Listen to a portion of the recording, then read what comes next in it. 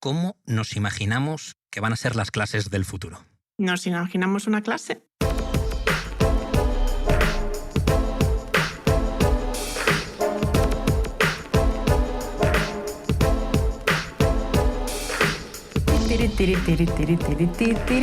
Ahí lo tenemos, la melodía que dice que empieza 80-20. Muy buenas a todos y bienvenidos. Muchísimas gracias por acompañarnos en un nuevo episodio en el que vamos a hablar de educación y tecnología y educación. Ya la estáis escuchando, la melodía. Natalia Marín, muy buenas. Hola a todos, ¿qué tal? ¿Cómo te encuentras?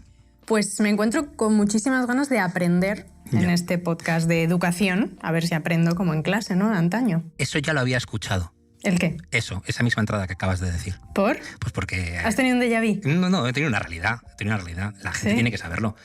Ah, bueno, que lo vas a contar. Sí, claro. Vale. Estamos repitiendo la entrada del podcast porque se me había olvidado darle a grabar. Sí, pero no se nos ha notado, ¿no? Yo intento sonar natural en mi repetición. Es muy fuerte, ¿eh? O sea, los próximos 5 minutos son todos reedición del pasado. Literal. Bueno, Natalia Marín, ya lo sabéis. Nos acompaña también Manu Sánchez. Muy buenas, Manu. Hola, muy buenas. ¿Cómo te encuentras? Déjame adivinar. ¿Cómo era? Pues me encuentro bien, te voy a dar la respuesta educada porque vamos a hablar de educación y era un juego de palabras que la primera vez había quedado bien, pero ahora ya no. Ya no hace gracia. Así que pasamos al siguiente, por favor. Horrible. Bueno, también nos acompaña como siguiente podcast, que ya lo sabéis, nuestro colaborador Rodrigo Agustín Rodra. Muy buena, Rodra. Hola, ¿qué tal? Oye, ¿ya estás viendo voz de Garfield? No, pues, John, ¿dónde está mi lasaña? Me lo ha pedido antes, me ha dicho que puedo imitar a Garfield, entonces ya nos ahorramos 30 segundos porque yo creo que Sí, bueno. Claro, efectivamente. Oye, pero que la audiencia no lo ha escuchado, el que no se ha grabado. Vale, pues a ver, lo que pasa Pobres. es que en el episodio anterior ya la gente nos preguntó, oye, ¿y Rodra de dónde sale? Entonces yo, para dar un poco de contexto, Rodra, que nos conocemos hace muchísimos años, consultor experto en marketing, en tecnología y sobre todo con una capacidad de aportarnos un talento diferente a este podcast, ¿vale? Y uno de los talentos fundamentales que Rodra tiene es que sabe imitar a Garfield. Entonces eso es lo que había hecho en la introducción anterior. No lo sabía, le había pillado de imprevisto y ahora pues ya vas a hablar todo el podcast con voz de Garfield. ¿Tú quieres? Sí, claro, o sea, mientras no me echéis. Bueno, y vamos al lío. Vamos a hablar, como decíamos, de educación y tecnología. La habéis escuchado al principio, ya es Rita Cáceres, directora de marketing del British Council en España. Muy buena, Rita. Hola, buenas. ¿Qué tal? ¿Cómo te encuentras? Estupendamente, muy ilusionada con estar al otro lado del espejo, porque en las vacaciones me puse al día con los podcasts de las anteriores temporadas, desde la playa, dando un paseo por la orilla con mi mascarilla así muy lacónicamente. Y ahora os veo aquí y digo, hay algo que no cuadra, me falta un poquito de orilla del mar. Bueno, pues quiero confesarte, Rita, que en la primera temporada muchísimos de los podcasts los grabamos desde un crucero, ¿verdad, Manu? Sí, eso es. Es verdad. Pero no un crucero normal. No, era un crucero de río. Era un crucero de río por temas de presupuesto que tampoco daba para mucho más. Allí en el Pisuerga fuimos a Valladolid y con un crucerito, oye, que te llevaba para arriba y para abajo. Sí. Oye, si repetís de todas maneras, me encantaría poder hacer como una entradilla en vídeo de eso. De esa parte, Yo ¿no? como vacaciones en el mar, ¿sabes? Video podcasting. Manu haciendo ahí un cóctel, tal. Oye, Rita, estás como poniendo mucha presión a la audiencia, demostrando lo que es la disciplina de la educación, de decir que voy a ir a un podcast, me voy a meter durante 3 meses, 50 episodios, me voy a poner al día para llegar ahí y o sea, la gente tiene que estar diciendo, joder, eso. O sea, luego normal que se aprendan cosas en el British, ¿no? A mí todo el equipo académico me tiene muy bien enseñada y me han dicho flip classroom, primero se hacen los deberes y luego se viene a clase a hablar y a aprovechar cuando tienes a la gente interesante delante. Entonces Total. hay que Sí, aplicarlo señora, claro a que sí. todo. Bueno, nos decías que si nos imaginamos directamente una clase, ¿a qué te refieres exactamente? Muchas veces cuando nos planteamos ¿qué hay que cambiar en educación? Empiezas a pensar en elementos, pero mucha gente se queda parada en la educación es lo que yo he hecho, entonces tengo que ir a una clase, tiene que haber alumnos, tiene que haber un profesor y como todo en innovación hay que trabajar desde el punto de, oye, no hay ningún elemento fijo, podemos empezar de cero. ¿Por qué tenemos que hacer pequeños ajustes? La crisis en la que estamos ahora nos da esa oportunidad de decir, oye, a lo mejor me puedo plantear cambios más allá. Es un elemento como otro más. Tiene que ser una clase, ¿qué es una clase? ¿Cómo concebimos una clase? ¿Es un espacio físico? ¿Es un grupo? Brutal. Muy buena reflexión que me da pie a dar paso a Ainhoa Marcos, responsable de educación pública de Microsoft en España. Muy buenas, Ainhoa. Muy buenas tardes. ¿Qué tal? ¿Cómo te encuentras? Pues me encuentro muy bien, con muchas ganas de pasar una tarde súper entretenida con todos vosotros y bueno, siento mucho no haber estado en la edición del barco. Me podíais haber invitado entonces. Ya, es que... Nos están dando cañas de empezar. Es lo Un que rollo tiene. Sobera para ti. Ya, no, es que tienes toda la razón, Claro que sí. Oye, ¿qué opinas de la reflexión que nos decía Rita, de que no hay ningún elemento fijo y que ahora más que nunca nos tenemos que replantear absolutamente lo que considerábamos como una certidumbre fija, ¿no? Pues estoy totalmente de acuerdo, pero es más, ¿no? Es que mucha gente cuando le dices el aula del futuro o la clase del futuro, seguramente le viene a la cabeza un robot y, no sé, pues cosas como muy de eso, de película, de ciencia ficción.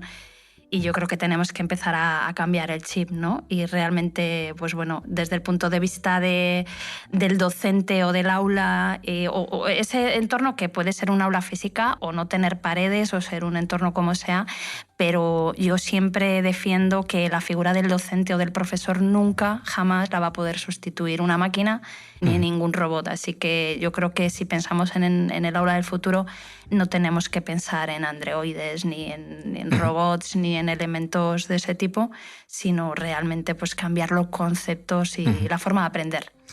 Además, tú hablas ahí con doble conocimiento de causa, ¿no? Aparte por la parte de Microsoft, que te toca de poder innovar y poder aportar algo distinto desde el punto de vista tecnológico, es que vienes con ese rol, pero tú eres docente de profesión, o sea, tú eres profesora. Sí, efectivamente, yo soy profe y además siempre lo digo, tendré otras etapas en mi vida profesionales. Siempre lo dices, siempre, o sea, qué decir, Sí. quedas con las amigas y estás hablando del tema. No, pero cuando hablo Soy profe. en un ámbito profesional me gusta recalcarlo porque yo creo que el que es docente y de vocación, pues es que no deja de ser profe nunca, ¿no? Pero además es que me gusta mucho eso de cambiarme el sombrero y de tener un poco esa visión desde diferentes ángulos y ver la educación pues desde el aula como docente, desde el punto de vista de la empresa tecnológica.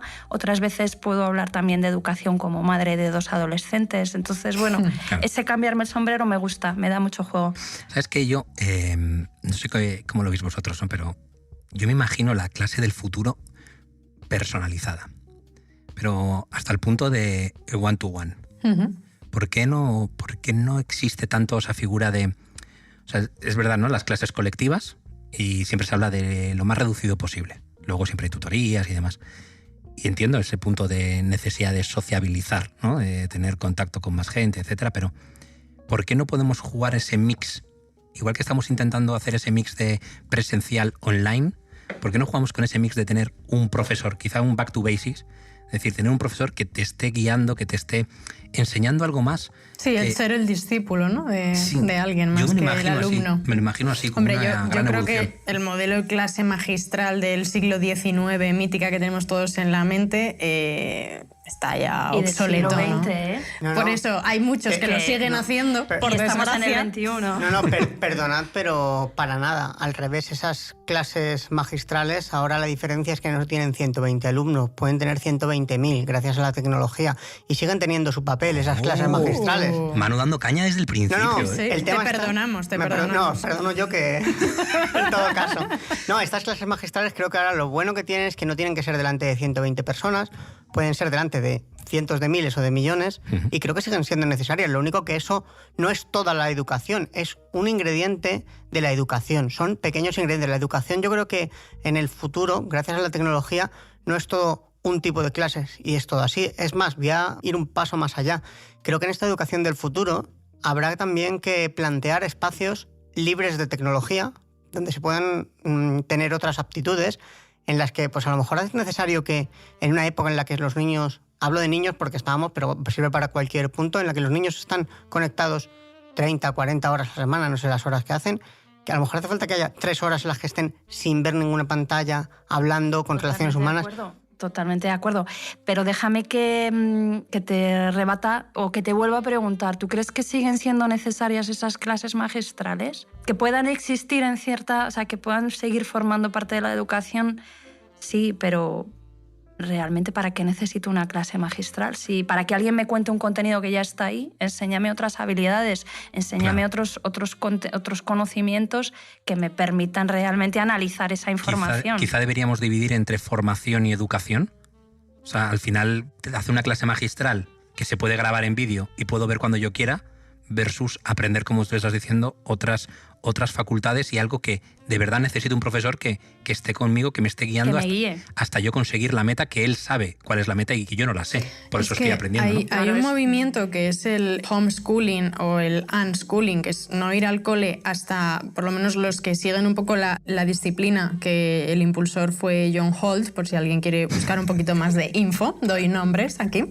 Ellos lo que dicen es no llevar a los niños al cole hasta los 10 años, porque en esa etapa del aprendizaje el niño en el colegio recibe, o sea, es algo contraproducente porque le están enseñando a aprender o enseñando cómo tiene que aprender, mientras que si se queda en casa o sigue otras metodologías, directamente aprende. No tiene esas limitaciones que te pueden estar de alguna manera constriñendo en la escuela. Ahí es importante volver al concepto que comentáis antes de la individualización.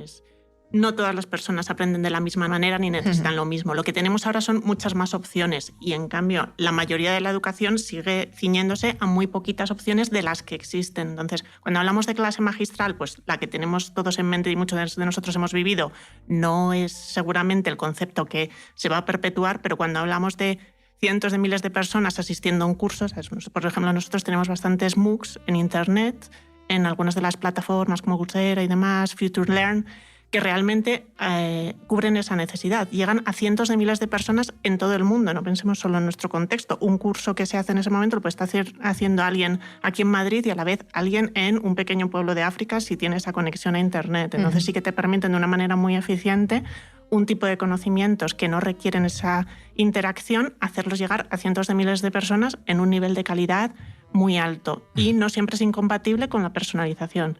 Por ejemplo, nosotros tenemos uno que es para enseñar cómo enseñar precisamente a niños muy pequeños, a niños de infantil, inglés, que sirve tanto para profesores como para padres. Y lo que se hace es, tienes sesiones de MOOC, tienes vídeos, tú los puedes ver cuando tú quieras, pero luego se hacen ediciones en las que durante un mes tienes a profesionales que te tutorizan un poco y tienen pues, sesiones, por ejemplo, a través de un Facebook Live y demás, donde tú puedes consultar dudas, creas una comunidad donde los profesores entre sí se responden dudas. Entonces la tecnología nos abre muchísimo y hace evolucionar conceptos clásicos como la clase magistral, que tecnológicamente pues, hay cosas para las que sirven, pero necesitan, combinados de otra manera, les das un potencial que antes no tenían. Esto que acaba de pasar, aparte de ser obviamente muy útil, es una antesala del minuto de publicidad o algo, lo digo porque ya... Has consumido seguro. Claro, quiero decir, o sea, luego vas a tener 30 segundos. Claro, Estos son de mis compis. Espero que lo entiendas, ¿no? O sea, quiero decir, sería un poco lógico. Digo, nosotros trabajamos mucho ahí en el tema de oportunidades, entonces os iré contando cositas más que para vendernos, para que la gente pueda acceder a ellas, porque es otro de los retos que tenemos. Hay muchísimos recursos a nivel educacional a los que la gente no llega, ni los padres, ni los profesores, y las organizaciones que los ponemos un poco a disposición, a veces hay esa frustración de decir, hay estos recursos y no están llegando. Es que muchas veces, yo hablo mucho de la diferencia entre... También hablo mucho, ¿no? Constantemente. Hablo mucho, y hablo mucho también de esto, que es la diferencia entre me gustaría y quiero. Y fíjate, aquí voy a hacer una crítica a los padres del mundo, ¿no? Yo sin serlo.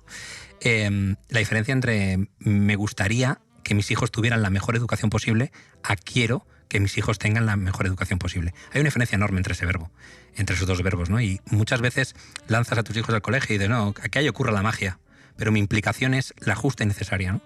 Entonces, esto es como todo. Hasta cuanto tú te impliques, así tú vas a conseguir objetivos, ¿no? Y muchas veces estoy convencido que en la mayoría de los casos, en la mayoría de colegios, ya no son los más avanzados, los que mejor posicionados estéis o con la mejor tecnología o no, en muchos colegios el porcentaje de la producción máxima de educación que se puede dar sobre tu hijo muy probablemente se esté consumiendo un 30, un 40% precisamente por la falta de implicación y por la falta de posición en una jerarquía en la primera, ¿no? Es decir, la educación en el número uno.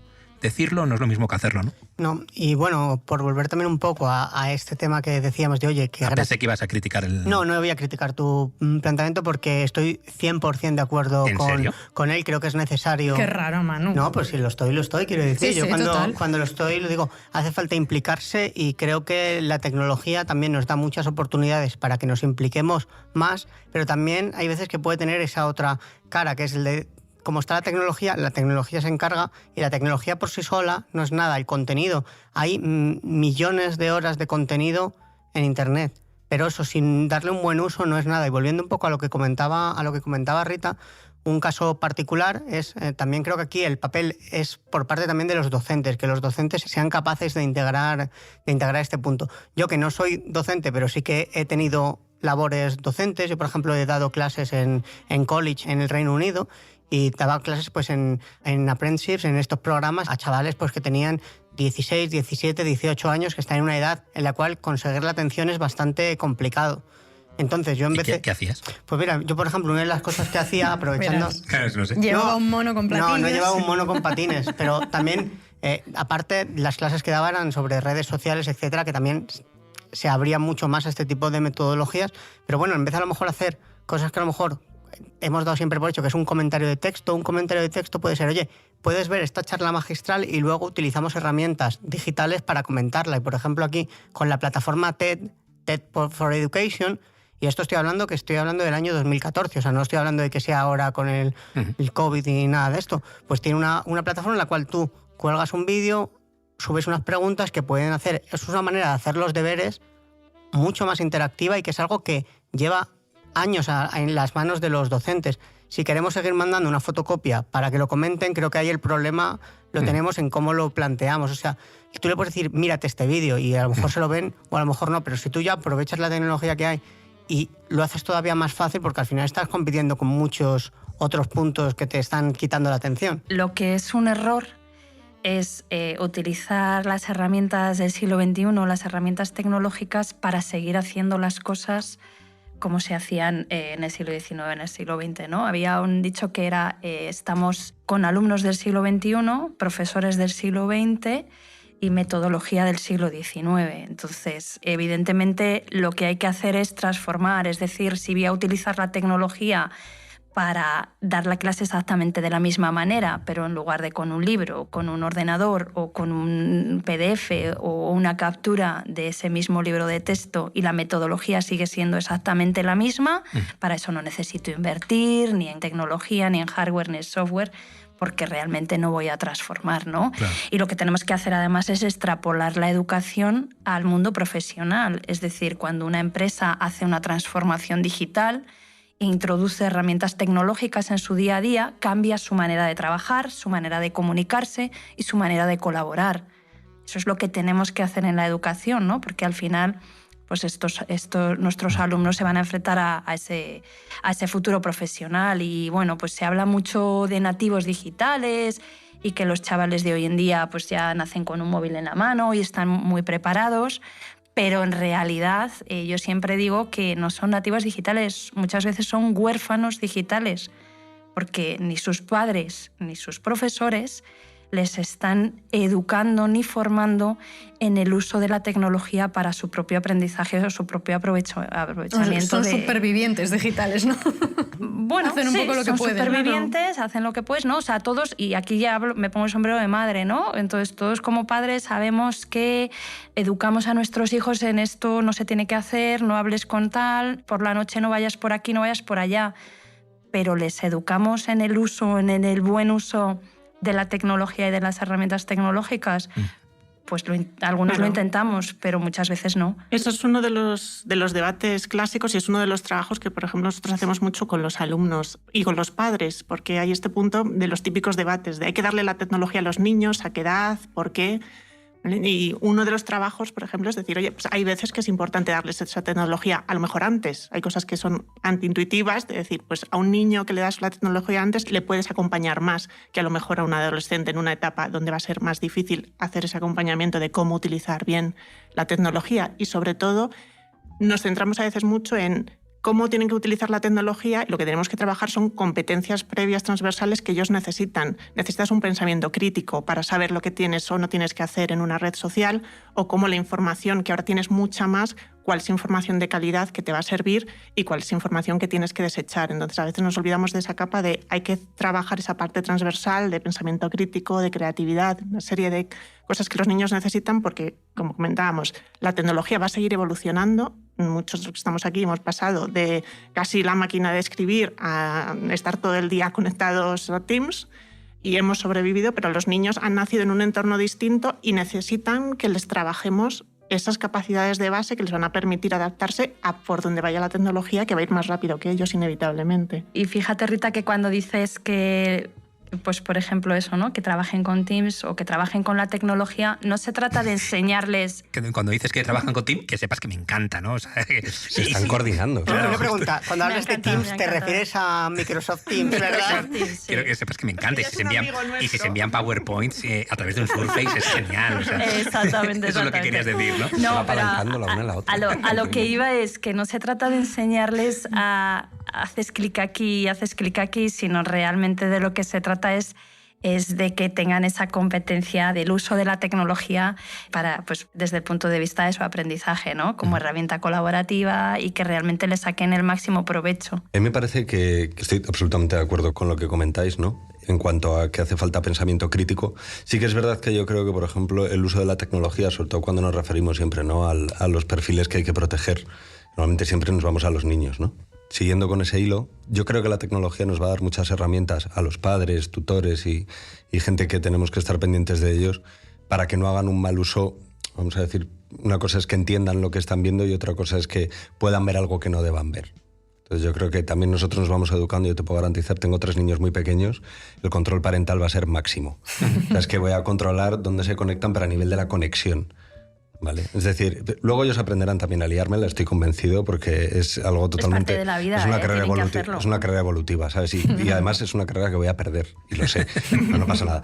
Entonces, decís antes, ¿no? El tema, la frustración de las herramientas que hay. Creo que hemos ganado en lo que es esas clases de 120 a 120.000 personas, está claro, eso es Internet, pero el punto quizá extremo está en la colaboración, ¿no? Me vienen a la mente muchas referencias, yo qué sé, por ejemplo, el juego de Ender. Es un tema interesante, ¿no? Porque yo creo que el juego en sí mismo es un concepto muy, muy importante a la hora de formarse. Y yo creo que lo que se ha perdido es la capacidad de integrar, aunque se está intentando, pero realmente no ha llegado, integrar esa capacidad de juego, que es como mejor aprendemos los seres humanos, con la disponibilidad de información que existe ahora mismo. Es decir, hay mucho para aprender, pero cuando llegas ahí, lo que te encuentras es un ladrillo en una pantalla.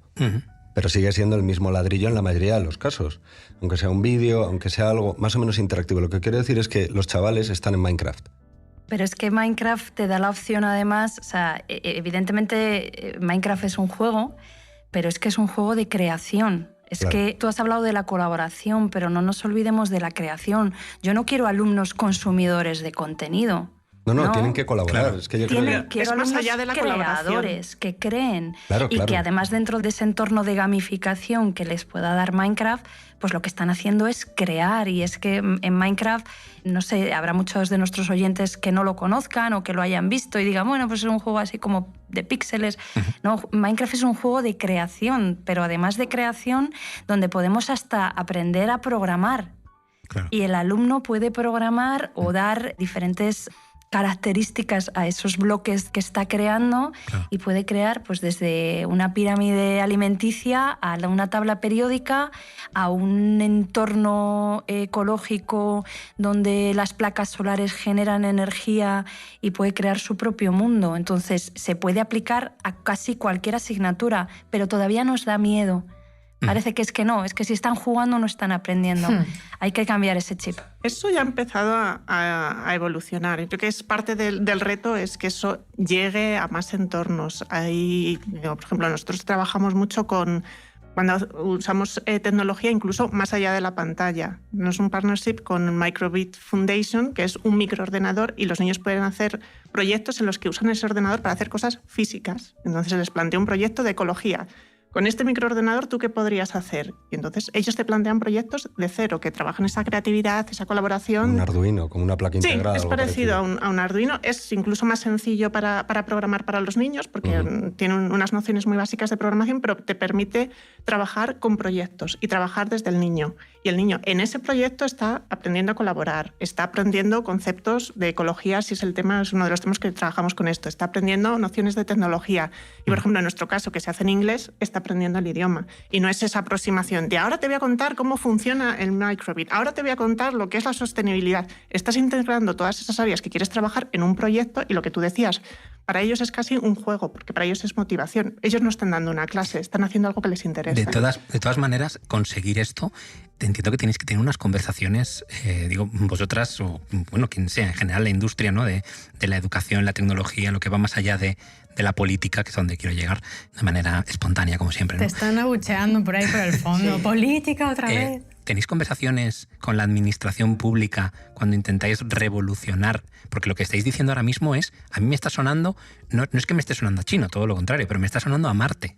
O sea, me está sonando a el abismo. Ese es el hoy, no es el futuro, ¿eh? Eso es el hoy de muchas aulas, ¿sí? Que ya están transformadas. Pero tenemos, y que ya están tenemos la percepción así. De que las decisiones educativas están más centralizadas a lo mejor en una comunidad autónoma que en el propio centro educativo, o incluso las propias marcas, un Google, un Microsoft, un Amazon, que tienen iniciativas educativas súper interesantes, y los propios colegios que a lo mejor ahí pues no hacen comunicación o un buen marketing de eso, y no lo sabemos en la población. Yo, si tuviera ahora un niño y tuviera que decidir dónde mi hijo o mi hija va a estudiar, o sea, yo creo que voy a empezar ya para cuando dentro de 5 años lo tenga haber tomado la decisión, porque me parece imposible. O sea, no tengo ni idea. Y todo esto que me están contando, sobre todo la parte de Rita, que atañe más a una institución educativa como tal, sí, me suena a chino. O sea, esto que del Arduino, no sé qué han empezado a decir, de programar con un microordenador. Claro. Pues yo todo eso no lo sé. Quizá no soy el target todavía, ¿no? Pero, no sé, me aventuro a decir que a lo mejor hay que hacer una labor más intensa de que esto se dé a conocer y se haga un poco efecto ola expansiva a todos los colegios o lo que sea, ¿no? Sí, pero seguramente Ainhoa nos puede dar algún ejemplo de cómo están ahora las aulas, o alguna experiencia, si has tenido en el pasado, también revolucionando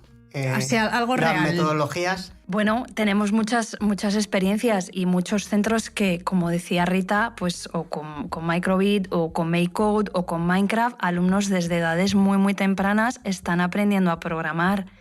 Y bueno, y esto, como decíais, desde las administraciones se plantean esto. Bueno, pues sí, son muchas las comunidades autónomas que están implementando ya programas de STEM e intentando incluir la programación como parte del currículum, no como asignatura extraescolar, ojo. Y aquí nos pasa un poco, pero no solo en España, en otros países de Europa también está pasando lo mismo. Pero yo siempre me acuerdo un poco cuando yo era adolescente o iba a ir a la universidad, pues había que aprender inglés, porque si querías tener un futuro profesional, pues tenías que tener idiomas.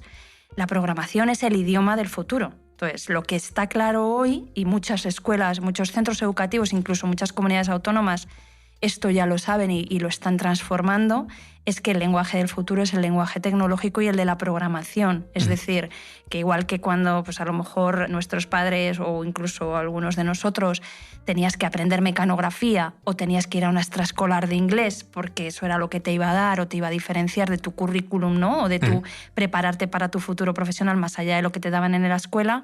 Esto ya se viene haciendo como extraescolar, pues cuántas extraescolares hemos visto de Minecraft, de programación, pero ahora ya se está metiendo en las aulas. Tenemos un ejemplo de una profe, y para mí es uno de los más radicales porque parece que es lo que más choca, ¿no?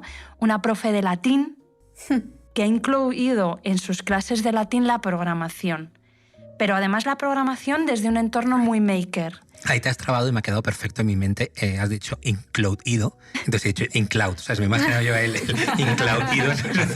Sí, yo estaba ahí metido ya. Y digo, no sé si se ha trabado o es en la nueva jerga, ¿sabes? No, me ha encantado. No, me he trabado. Bueno, pero igualmente lo ha incluido seguro. Lo ha incluido en sus clases, pero además, no solamente la programación, sino una de las cosas que Manu decía antes de que no todo es tecnología, que los chavales también tienen que recortar, pegar, ¿no? Ese concepto de aula maker que está tan en boga hoy en día.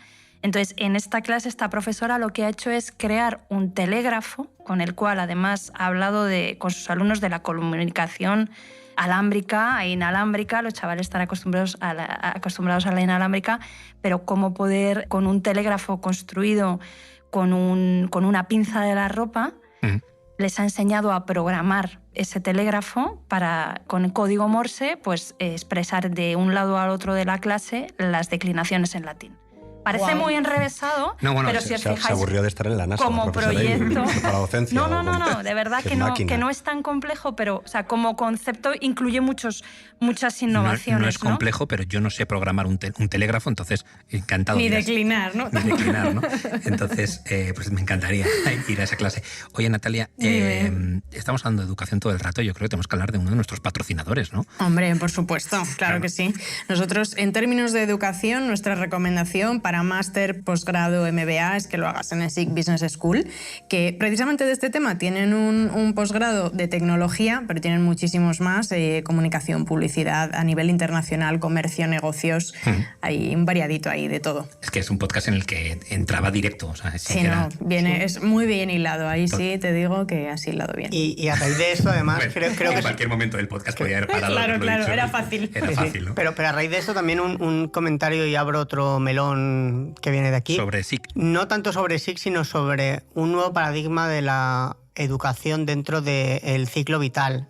Históricamente la educación era algo que tenías de pequeño hasta que aprendías una profesión, bien si fuese técnica, bien fuese de tal, empezabas a trabajar y pues muchas veces la educación no la volvías a oler.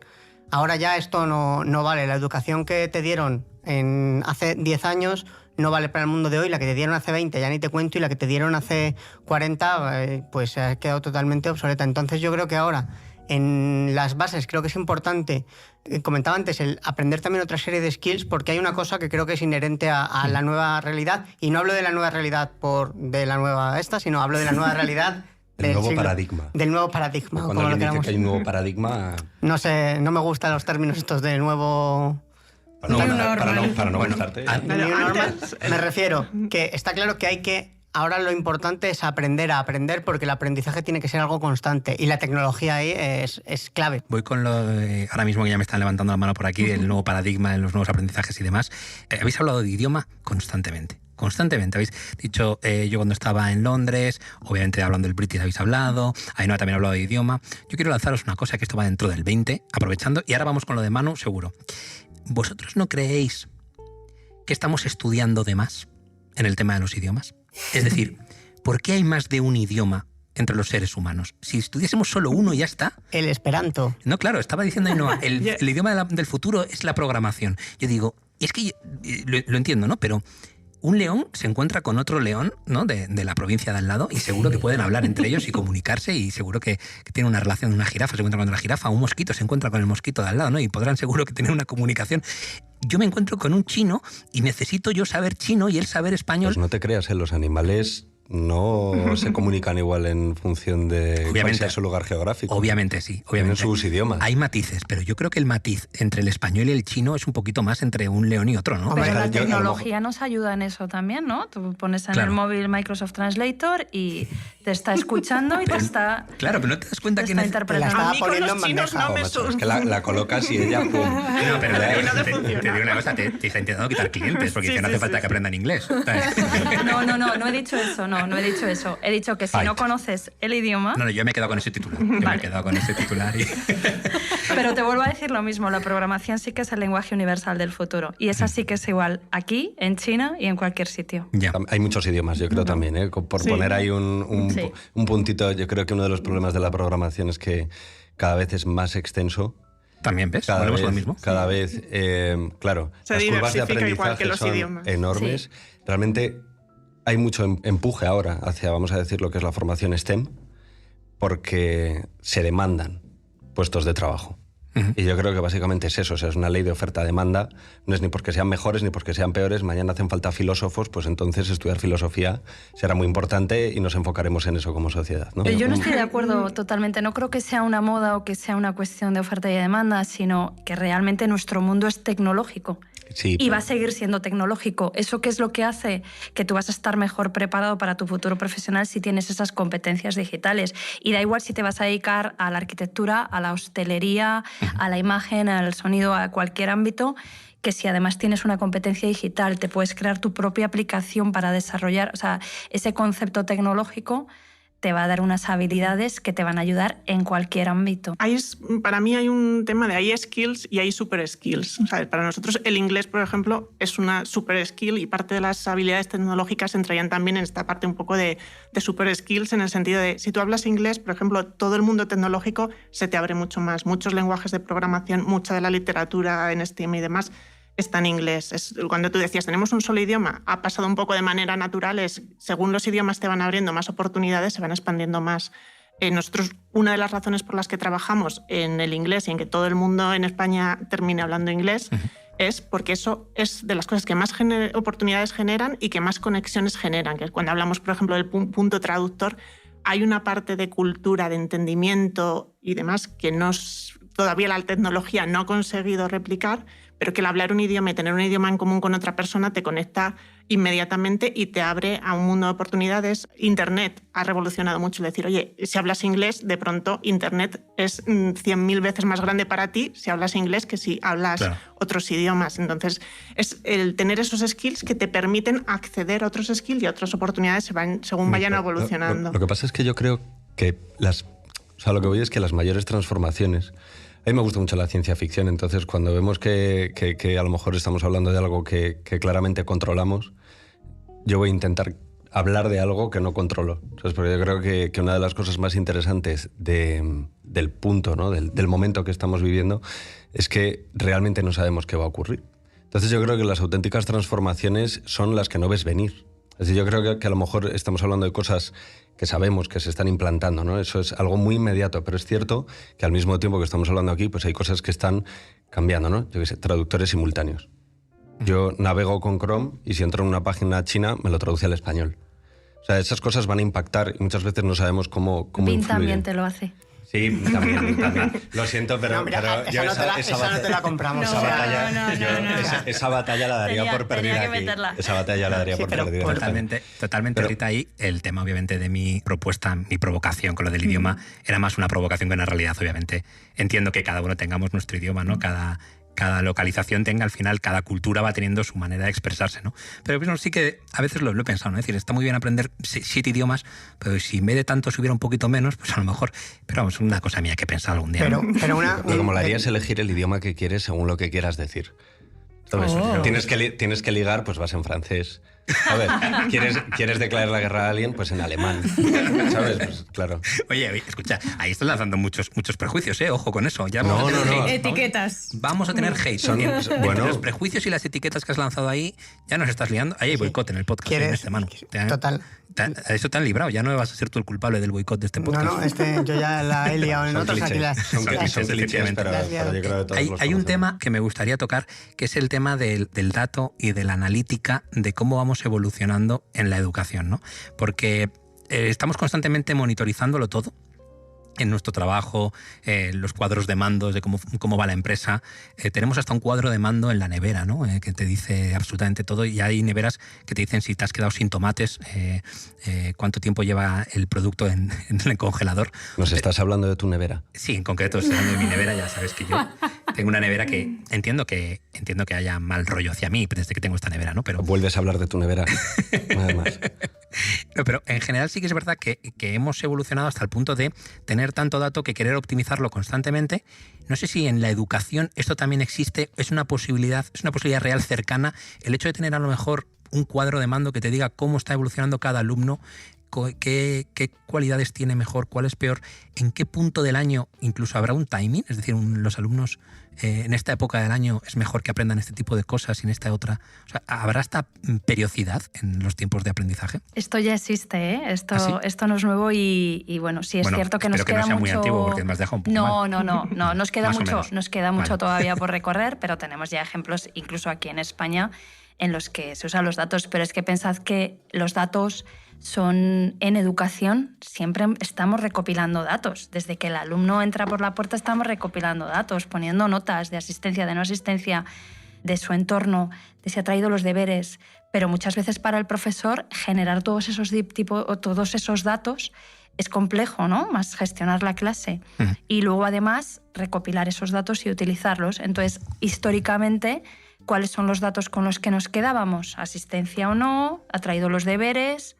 en el examen esta nota y nos perdíamos muchos otros datos que a lo mejor, bueno, pues eran más de percepción o de anotaciones de la clase, pero claro, en una clase tú no puedes observar y poner anotaciones o tomar datos de todos ellos, ¿no? Bueno, la tecnología sí que nos permite ya hoy en día hacer esto, recopilar todos esos datos, analizarlos, e incluso a través de Machine Learning e inteligencia artificial tenemos ejemplos de predicción o prevención de fracaso escolar para actuar antes de que esto ocurra.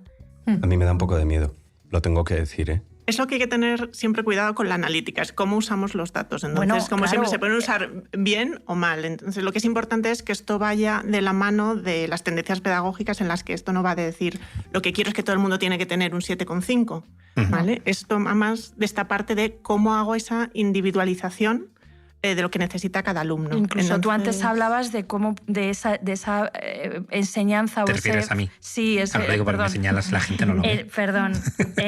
Cómo en el futuro, ¿no? A lo mejor esa educación debía ser más 1 a 1 y poder llegar 1 a 1 a lo que necesita cada uno. O sea, dirías que esa del es la podcast, realidad. dirías que del podcast esa es la declaración con más fundamento y potente que se ha Bueno, dicho, ¿no? no exactamente, pero sí que tiene fundamento si lo basamos en cómo utilizamos la tecnología y los datos para personalizar el aprendizaje. Pero evidentemente la parte de los datos y toda la parte de trabajar los datos dentro de un entorno de seguridad es fundamental, ¿no? Al final los datos en educación y el entorno educativo son los de los más sensibles junto con los sanitarios. Es que se pueden hasta controlar, medir, mejor dicho, Sí. un verbo un poco más soft, los datos biométricos de los alumnos. Bueno, eso ya puede llegar a más controversias. Claro, y en claro. China, por ejemplo, ha habido muchas controversias de ese tipo, ¿no? De Claro. análisis de gestiones Facial, sí. faciales, sí, de los alumnos. Eso puede llegar a ser más controvertido Es una y todavía locura, ¿eh? eso. El En análisis Microsoft emocional, trabajamos ¿no? mucho también los datos siempre desde el punto de vista de la ética de los datos. De hecho, tenemos un equipo que trabaja la privacidad y la ética de los datos, porque evidentemente no todo vale en el análisis de datos y la parte de privacidad y de ética y tratamiento responsable de esos datos es fundamental en educación. Te voy a dejar un minuto de publi enseguida, pero voy primero con Rita, que estábamos aquí hablando de datos y sé que querías aportar algo, y ahora voy enseguida con el minuto de publi de Microsoft Educación, ¿vale? Para que te lo vayas preparando. Fíjate si soy bueno con vosotros. Vale, es incidir un poco en eso. También tenemos que cambiar la forma en la que pensamos. Muchas veces pensamos en datos y ya pensamos en la nota de los exámenes, en una serie de métricas muy frías, muy distantes, y justo lo que necesitamos es que la tecnología ayude a los pedagogos y a los profesores a hacer ese trabajo distinto, esa aproximación distinta de poder evaluar lo que hace un niño en su día a día, cómo evoluciona y poder personalizar esa clase, por ejemplo, dentro de un grupo que todavía tenemos, porque sí que hay que salir de ahí y requiere un cambio de mentalidad, porque muchas veces nosotros, por ejemplo, en las clases de inglés nos hacen exámenes y los padres te dicen, pero ¿cuándo vais a hacer el examen? Yo quiero ver el examen, quiero ver cuál es la nota. Y es como, no, los ¿Cómo niños que no hacéis aprenden. exámenes? No se hacen exámenes. Los profesores son capaces de evaluar viendo el día a día del De forma desarrollo de un continua. alumno. Los ¿En alumnos, serio? como os contábamos, o sea, no... Oye, en yo la me parte- puedo apuntar al British. O sea, puedo... Sí. ¿Te ha gustado lo de que no hay exámenes? Nosotros, nosotros hacemos de 1 año a 99. Tenemos ahí Vale. el completo. Entonces, es decir, en el entorno escolar sí que hay algunos tipos de exámenes, pero, por ejemplo, en las clases de inglés hace años que se eliminó la parte de los exámenes. Tú puedes decidir luego presentarte un examen si necesitas una certificación, pero lo que es las clases en el día a día, un niño puede pasar 10 años y pasar de 0 a un proficiency sin haber hecho ningún examen. Yo siempre me he preguntado, recuerdo por ejemplo, o sea, siempre creo que hay determinadas pruebas, ¿no? Que muchas veces no se basan tanto en superarlas. Yo he sido muy tramposo, o sea, lo tengo que admitir. Estudiando, sacaba muy buenas notas en unas cosas y en otras, pues pésimas, ¿no? Y quien me conoce bien, pues, o ha coincidido conmigo en clase, sabe de lo que le hablo. Entonces, por ejemplo, con el carnet de conducir, ¿no? No tiene nada que ver con conducir en muchos casos, o sea, tiene que ver con aprender a hacer el test. Y yo creo que me pregunto también, oye, ahora que existe la capacidad de darle la vuelta, ¿no? De ponerse al otro lado del espejo, también se aprende mucho de cómo una persona aborda un problema. A lo mejor no hay una respuesta correcta, sino que tú también estás aprendiendo de cuál es la selección que está haciendo después de un estímulo. Yo digo, claro, existirá, habrá nacido ya el niño que empiece a hacer esas pruebas. Dentro de 18 años tendrás un perfil con una huella digital emocional de cómo reacciona ante las cosas que le pones delante, cómo juega y cómo aprende. Cuando sea un adulto, esa persona, aunque sean datos muy sensibles, va a estar muy paquetizada, ¿no? El sistema lo va a clasificar, ¿no? Hablábamos de estos temas de si se dirige hacia el STEM, si se dirige hacia otras cosas. O sea, me gustan mucho los temas distópicos. Así que ahí lo dejo, ¿sabes? Pues es que ahí lo dejo. Cuando escucho a Rodra me voy metiendo en una especie de espiral de pánico y de... Claro. O sea, yo vengo aquí a sembrar el terror y a poner la voz de Garfield. O sea, son las dos cosas que se hacen. Sí, hablando de tecnología, datos y privacidad y educación, por hablar de muchas cosas. Pero a mí me interesa mucho una cosa. Si yo he dicho que iba a dar un minuto de Publi Noa, ¿por qué estáis boicoteando? Ya ha dicho muchas cosas. Pero no entiendo por qué están boicoteando. Microsoft. No, pero mi minuto es mi minuto, ¿no? Pero no, iba justo después de Rita, con lo cual ya no lo tienes. No, de eso nada. Ahora voy contigo, Manu, con todos los temas de los que quieres hablar. Vamos a dejar a Ainhoa. Cuéntanos, Ainhoa, por mucha gente que te escuche como responsable de educación pública de Microsoft, como que así en la propia descripción no se entiende muy bien, por lo menos yo no lo entiendo muy bien. ¿Y Microsoft Educacional es que vendes productos para las aulas? ¿Es eso lo que hacéis?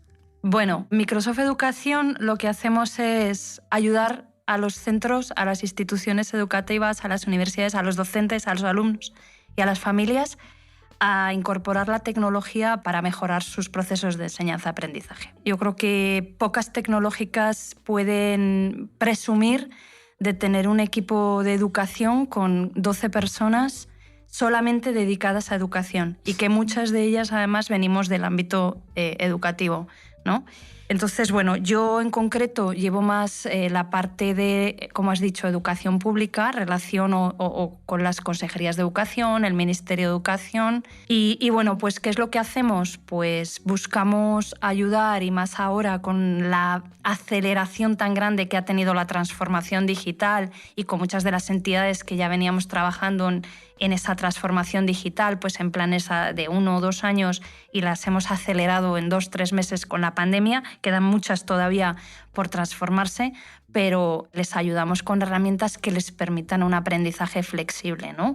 Sobre todo la pandemia nos ha llevado de pasar de un aprendizaje 100% presencial, hemos pasado a un aprendizaje 100% remoto y ahora estamos en entornos flexibles, herramientas colaborativas como Teams que nos permiten ese aprendizaje flexible. Les ayudamos también con dispositivos para el aula, sobre todo ahora que se ha visto con la pandemia esa brecha digital en la que, bueno, pues que muchos alumnos pues, o no han tenido conectividad o no han tenido un dispositivo en sus casas, a través de dispositivos seguros y sobre todo dispositivos gestionados.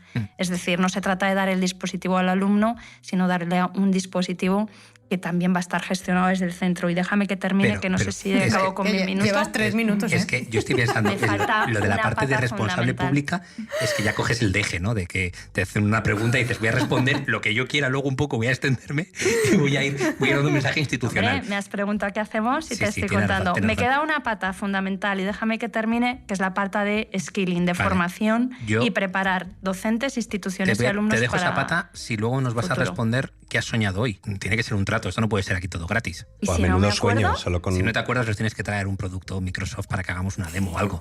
Digo, alguien tiene que pillar aquí. No Pero puede te ser. puedo contar algo que sueño mucho y no sé por qué. Ah, venga, perfecto, pues ahora me lo cuentas. Venga. Has conseguido que no Pero termine primero su te minuto. cuento, no. cuento la tercera Venga. pata y luego lo que sueño. Confío en lo que más. Nada, en tu termino sueño. con lo que te estaba diciendo. La parte de preparar, evidentemente toda la transformación digital requiere una formación, y ahí enlazo con lo que decía Manu de esa formación para toda la vida, ¿no?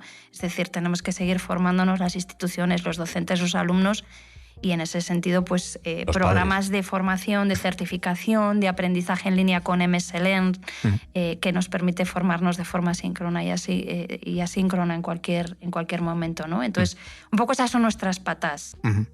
Vale, muchísimas gracias por tus 9 minutos de publicidad encubierta. De hecho, el título se va a llamar Soluciones de Microsoft, Tecnología y Educación, ¿no? Sí. A mí me ha gustado cuando se han coordinado. Sí, O sea, me ha recordado mucho a la escena de los velociraptores. Ha sido bastante, sí. Bueno, luego te pasamos la factura, no pasa nada. Venga. Natalia, UNICEF. Dime. Tenemos que hablar una cosa de UNICEF. Yo tengo aquí apuntado en mi post-it de escaleta hablar de UNICEF. UNICEF, sí. Cuéntanos, porque UNICEF está pidiendo un pacto de Estado. Explícame esto. Bueno, yo más que del Pacto de Estado, eso es un poco el contexto que te doy, ¿no? Vale. Por poner un poco un dato sobre la mesa, que hay peticiones y hay movimiento y hay iniciativas en torno a que avancemos por una educación educación inclusiva para todos, igualitaria, etcétera, etcétera, ¿no? Atender a las necesidades que tienen todos los niños, todos los adolescentes. UNICEF lo que está haciendo, entre otras muchas cosas, colaborar con el grupo valenciano VS, que se encargan de implantar soluciones tecnológicas educativas, y lo que están haciendo es implementar una herramienta que llaman DIDE, que lo que hace es detectar y ayudar a prevenir. Tienen identificadas 35 necesidades del aprendizaje, pero también el desarrollo, necesidades sociales, de comportamiento, que es un poco lo que estábamos hablando antes de estos 10 minutos de publicidad de Microsoft, de niños. No va a volver, ¿eh? O sea, os lo digo. Bueno, hombre, es que ya si vuelve ya es con factura, ¿no? No, pero en barco, ¿no? Bueno, en barco sí. O sea que este hotel en el que estamos hoy con esta terracita tomando un mojito no te gusta. Es verdad, Manu, descríbenos. Seguimos con UNICEF ahora mismo, Natalia. Vale, Manu, descríbenos las vistas. Lo dice como si estuviéramos aquí en un estudio en un bajo, cuando estamos en un hotel 5 estrellas en el Caribe, en la parte colombiana del Caribe. ¿Ahí estamos? Sí. Ah, no lo sabía yo. Sí. Ah, vale. Cada uno se ha proyectado, Natalia. Con DIDE lo que hacen es, al final, después de hacer ese análisis de todas esas necesidades del aprendizaje, que no es solamente lo que nos imaginamos por aprender, sino que hay mucho más detrás, ¿no? De lo que decía Rita, ese atender a otras necesidades que tienen los niños cuando están aprendiendo. Envían un informe personalizado tanto a los profesores como a los padres. Y estabais hablando antes del tema de la privacidad y la sensibilidad y tal, y yo ya sabéis que soy muy kamikaze de compartirlo todo y paso de la privacidad y me da lo mismo, y si mi vida va a ser mejor, a mí no me importa compartir mis datos.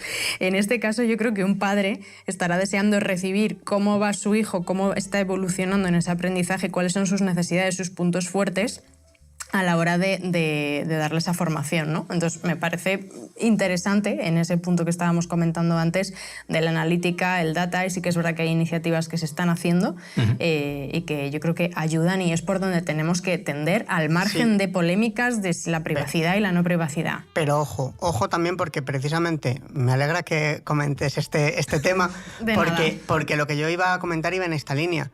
Esto bien usado está muy bien, mal usado puede generar todavía más brechas. O sea, si de repente tú, por tener cierta cantidad de información sobre el desarrollo de niños en edades tempranas, pueden ver que a lo mejor no tiene aparentemente las capacidades o la inteligencia, puede generarse un sesgo, puede hacer que se agrupe a ciertos niveles y al final generar también hay una brecha. O sea, que un mal uso de esto es también muy peligroso. O sea... Pero esto ha existido siempre, Manu, en los institutos. Yo no fui a instituto, fue un colegio concertado, pero sí que tenía amigos que iban al instituto y me contaban que había 2 clases, la de los que sacaban buenas notas y las de los que sacaban malas notas. Y yo fui al colegio hace más de 20 años. Entonces, ¿tus colegas a cuál iban? No, pero... Mis colegas iban a... A ver, ¿tú qué crees?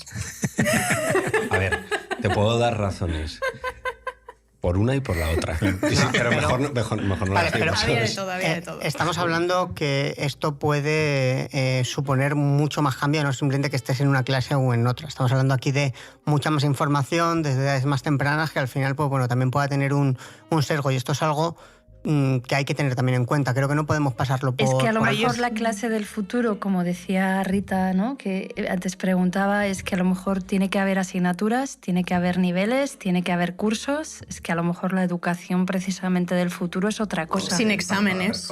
Evidentemente sin exámenes, pero potenciando las capacidades y las pasiones de cada uno. Si es que muchas veces estamos coartando las pasiones de los alumnos. El elemento, y la ¿no? inclusión, que es parte de lo que trabaja mucho UNICEF. Nosotros también colaboramos con ellos y, ya te digo, para nosotros es muy importante que cuando haces ese trabajo sea al revés, sea para trabajar por esa inclusión, es decir, necesitas tener identificadas las necesidades, pero trabajar esa información sensible de una manera muy cuidadosa. Por ejemplo, nosotros recogemos esa información para poder dar ese tratamiento, pero esa información no está disponible para cualquier persona. Es algo que es muy privado y que hay que gestionar de una manera muy buena. Por eso es muy importante el trabajo que hacen estas organizaciones en concienciar que esa información tiene que estar a favor del alumno y a favor de esa inclusión y a favor de esa personalización, pero no en etiquetar a un alumno. Y es igual que lo que hablábamos, cada herramienta tiene su función. Entonces, lo que decíamos, pues...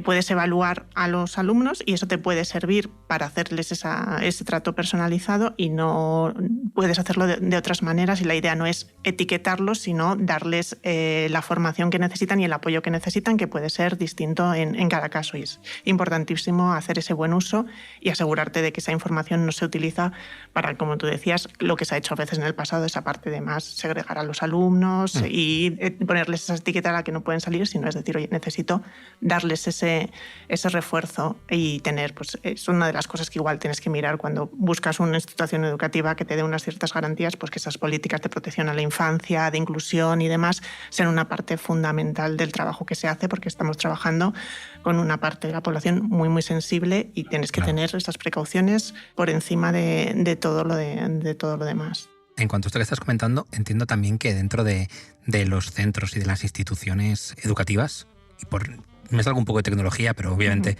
nuestra audiencia también experta en marketing y también seguro que quiere escuchar algo así, hay mucho marketing dentro de los centros, ¿no? Y hasta qué punto se ofrece una digitalización a ese marketing, hay una estrategia detrás. ¿Hasta qué punto es importante el marketing para luego poder comunicar todas estas innovaciones que se hacen como un elemento diferenciador para que los clientes, porque al final también son clientes, los padres de los alumnos o los alumnos cuando son educaciones más que uno decide, hasta qué punto el marketing tiene una relevancia en la dirección de las compañías?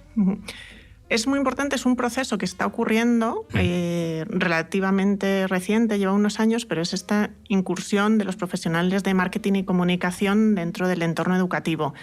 Ha sido un camino un poco complejo porque a veces sí que hay un cierto escepticismo de cómo mezclo marketing, sobre todo el marketing malo de me vienes a engañar y a crearme necesidades que no tengo, con algo tan noble como la educación. Y ahí es donde es muy importante hacer también pedagogía dentro del sector para explicar que el marketing no es eso. ¿Vale? Y que nuestro trabajo cuando hacemos el marketing del bien es entender realmente las necesidades que tiene la gente y ayudar a desarrollar servicios, desarrollar productos que ayuden a cubrir esas necesidades. Entonces, eso cuando lo trasladas a educación es una labor además especialmente importante porque a veces esa conexión entre lo que quieren los padres y los estudiantes y los equipos académicos, a veces puede haber ahí una pequeña ruptura de no entendimiento. Entonces, nosotros tenemos una labor muy importante ahí de bisagra de decir, oye, entendamos qué quieren los padres, qué necesitan los alumnos. Vosotros sois los expertos a nivel de esa necesidad académica, pero hay una serie de expectativas y una serie de necesidades donde os podemos ayudar a entender mejor cómo hacerlo y sobre todo también muchas veces a transmitir mejor lo que hacéis, porque es otro problema que tenemos muchas veces con los equipos educativos, de hacen cosas maravillosas que no se cuentan fuera.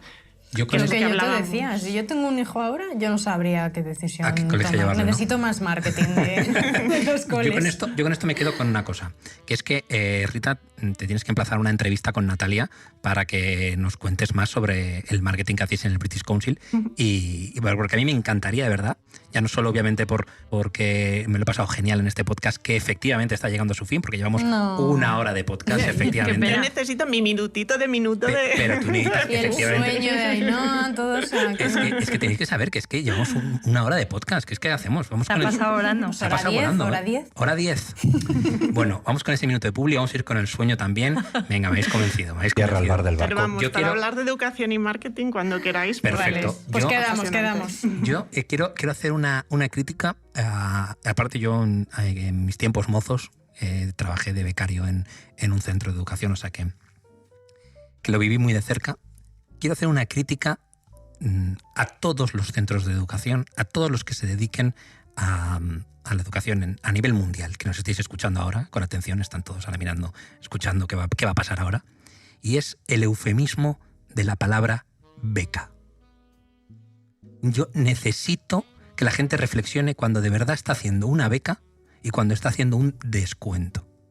Yo quiero transmitir eso. Es decir, demos becas a los alumnos cuando sea una beca y demos un descuento cuando queramos promocionar algo porque necesitamos terminar las plazas, porque queremos promocionar esto por encima de otros cursos, por el motivo que sea.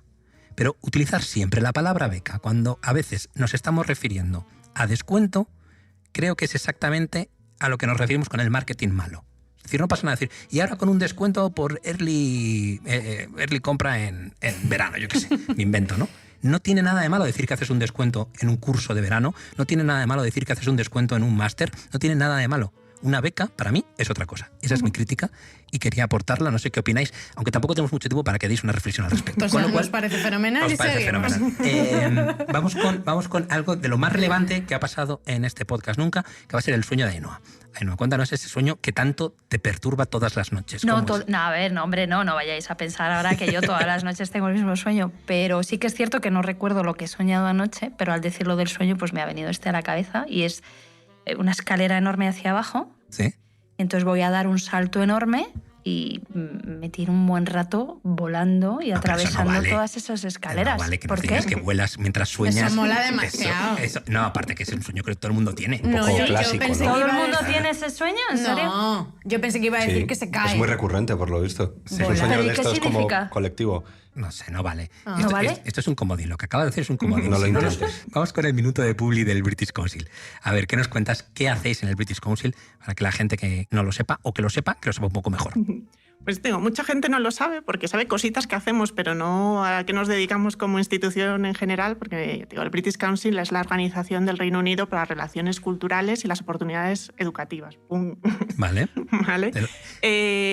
¿Cuál es nuestra misión? Básicamente es crear entendimiento, crear confianza y crear conexiones entre la gente, en nuestro caso aquí que estamos en España, de España y del Reino Unido, a nivel personal y a nivel institucional. ¿Qué áreas trabajamos? Pues trabajamos mucho el inglés, porque crear oportunidades para la gente de España a través del inglés es fantástico. ¿Vale? Esa es la facilona y es lo que os decíamos, pues tenemos cursos de 2 años a 99 años. Vale. Si tienes 100 ya no puedes. Lo mismo, bueno, tenemos accesibilidad en los centros para que puedas acceder, sean cuales sean tus condiciones. Y bueno, en los cursos de inglés, en muchos de ellos, si tienes alergia a los exámenes, puedes hacer cursos sin examinarte. Si tienes Me ha mirado a mí mientras he dicho eso, ¿por qué? De examinarte, también en el RIA de inglés hacemos exámenes, hacemos 80.000 exámenes al año entre los propios de Aptis, IELTS, y también somos de los principales examinadores de Cambridge. Tenemos becas de las de verdad. Vale. Ahora en inglés tenemos un programa con el Santander, ahora mismo está abierto, de becas de las de verdad 100% para cursos tanto online como presenciales, como de estancias, que podéis ver. Tenemos becas a través de exámenes de IELTS todos los años para alguien que quiera estudiar en una universidad donde le pidan un examen. Estupendo. Y tenemos además todo el trabajo de las áreas de educación y cultura. En educación se inscribe el colegio que tenemos, el British Council School, que es el primer colegio británico de España. Empezamos en España con la actividad del cole en 1940. Cumplimos 80 años este año, este curso, así que os animo a ver todo lo que estamos haciendo. No vale coger más de un minuto también, porque has visto que Ainhoa coge más de un minuto. Pero hasta que tú no intervienes no paras. No le estás diciendo nada. Qué bien me estoy portando con nuestras invitadas. Me estoy portando. Y bueno, acorto por ahí, pero bueno, tenemos también muchas oportunidades en educación, en cultura. Os animo a eso, que visitéis por lo menos la web y vayáis viendo, porque hay muchas oportunidades y becas de las de verdad, de las que te gustan. ¿Pero nos estás animando a nosotros que lo hagamos? Sí. Vale, pues luego. Ahora mismo tenemos... Vale. Ahora mismo, claro, para que saco el teléfono. Claro, un segundito que... No, os digo, por ejemplo, en el área de artes, para celebrar el aniversario, tenemos vamos a dar acceso a la biblioteca virtual, aprovechando la tecnología, a todo el mundo que se suscriba a las newsletters de arte para que puedan acceder a 150.000 referencias de libros, películas, cómics y demás en inglés. Así brutal que tienes hasta captación de leads en tu minuto de publicidad. Impresionante. Oye, ahora sí, Ainhoa, tu sueño. No me quería meter con tu sueño, ni muchísimo menos despreciarlo, perdóname, de verdad, porque si lo suenas todas las noches, por algo que será. Que no lo sueño todas las noches, y dale. Se me ha quedado eso y ese es mi nuevo titular, para que veas. Ahora sí, chicos, lo vamos a tener que dejar aquí, porque llevamos 1 hora, pasada ya la hora de podcast, y nos comprometemos con la audiencia a que es 1 hora, porque es muchas veces salgo a correr 1 hora, me voy al gimnasio 1 hora. Plancho durante 1 hora. Plancho durante 1 hora. Es que esa persona plancha mucho. Es un compromiso que es compromiso 100% que nunca lo cumplimos, ¿no? Como 80-20. Sí. Yo solía andar 6 kilómetros, con vosotros me pasé a los 8 porque ya... ¿En serio? Qué bueno, pero eso buena, está genial. Oye, claro que porque sirve para correr motiva Brutal, a hacer increíble. más ejercicio. Bueno, pues muchísimas gracias. Espero que le hayáis pasado bien, que haya sido útil. Súper bien. No sé si hemos llegado a hablar de educación y tecnología, Natalia. Siempre me haces la misma pregunta y yo te digo que pues, ¿qué pasa? ¿Que no has estado escuchando todo este rato? Pues tienes razón, me respondo yo solo. Bueno, con esto lo dejamos aquí. Nos vemos en el siguiente podcast. Muchas gracias. Adiós.